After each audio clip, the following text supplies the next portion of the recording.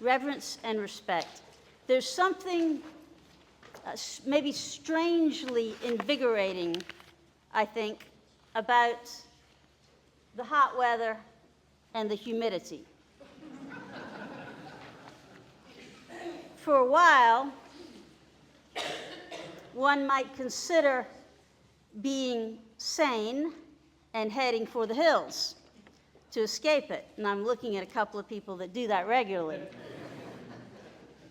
More than a couple.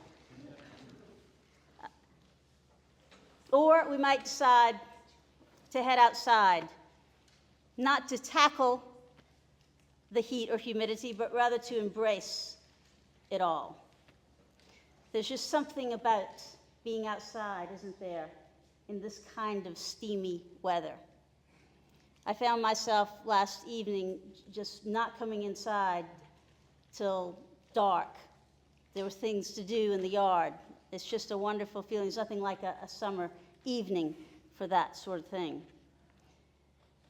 And some of you did this very thing this past week with our wonderful Vacation Bible School, led by our curate. He can sing and lead Bible school.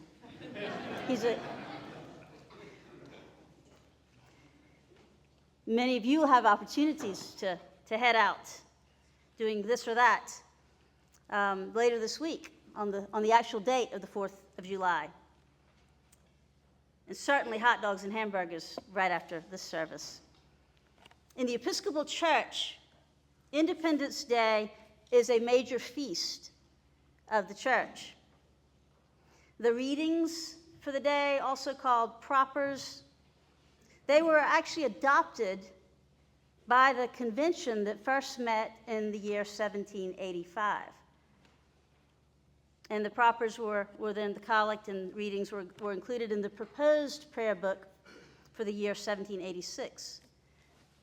But then this was considered to be maybe a little unwise, or maybe a little inflammatory, given the timing, given that there had been so many loyalists, both in the ranks of the clergy and among the people. And I suppose the thinking was that after a dispute, after a war, time is needed for things to settle a bit. I think we know something about that. Think about your own life. Sometimes we just need things to settle a little bit, don't we? So in the prayer book that was adopted in 1789, the service for Independence Day was omitted. But then it began to be observed. Sometimes you just can't keep these feasts out of the church.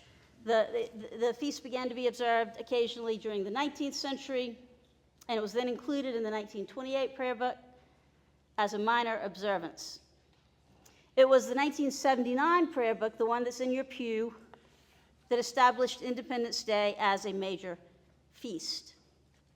So, lest you think that the 1979 prayer book is thoroughly innovative and bringing all these new things into the church, it is actually, the 8 o'clock laughed when I said that.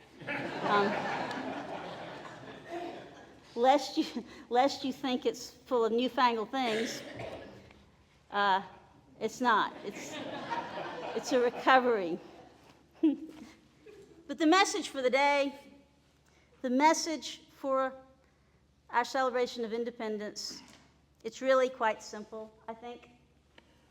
And it's this: God has given us this country, and it is up to us to serve God, to please God in all the ways that we care for this land and one another. That's all it is. Reverence and respect. In recent times, a practice has emerged whereby persons speaking will sometimes first render homage to the indigenous peoples who first inhabited the land upon wherever the person happens to be speaking. And here on these islands and throughout the Low Country, it's true that we offer such respect regularly, most any time we open our mouths, if you think about it. When you say words like Stono or Bohicket, Edisto, Wadmalaw, Kiowa or Kiwa, and you can say both. You can pronounce it both ways. The old maps have the phonetic spelling of Kiwa, which is Keewha. So some of us, the people who've been around a while, will say it that way. And I just want you to know that either pronunciation is correct, because we are, after all, Episcopalians. It's both and. It's not either or. Abapula, the name of the creek where I grew up, that both receives and returns water to the Stono. The meaning of that word is believed to signify running water, flowing water. Isn't that what a creek or river is? These Indian names and words somehow become a part of our being, for all of us, whether we live here or regularly visit. And so I think it makes it easy for us to remember that we are all but pilgrims, treading upon this earth, our island home. That there were others who grew out of this land and nurtured it and loved it, and whose spirits inhabit it still, for whom we have respect and reverence. For all that was and is yet to be. In the words of the letter to the Hebrews, we are strangers and foreigners on earth, seeking a homeland, a better country, a heavenly one, called to love the stranger in our midst, for we too were strangers and aliens in the land of Egypt. And finally, we are to love our enemies, because God makes the sun to shine on the evil and the good alike, and the rain to fall on the just and the unjust alike, remembering that even our enemies are creatures of God, and they can say the very same thing about us. If there's no one in your life that you would classify as an enemy, well, that's a good thing. But how about someone in your life that you may simply find challenging?